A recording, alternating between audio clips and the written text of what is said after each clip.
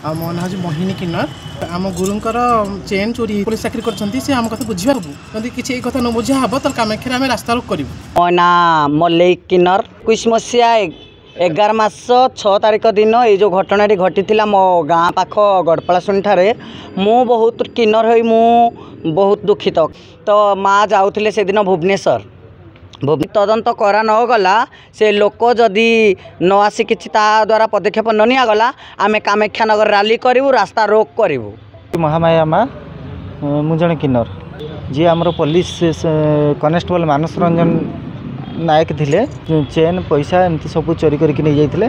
आमको खाली डाकुचंती केतबेले पर्जंग थाना डाकुचंती तो केतबेले कामाख्या थाना को डाकुचंती और डाकिकी से लोक आसुनी आम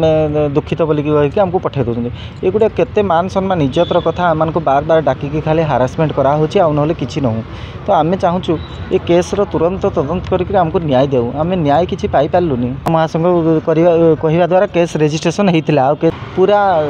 ऑल ओडिशा किन्नर आसिक रास्ता रोक करूँ धर्मघट करूँ। ज्ञानरंजन मिश्र एसडीपीओ कामाख्या नगर प्रोसीडिंग नंबर 1/2022 आज तक डेट थी आसिया कथा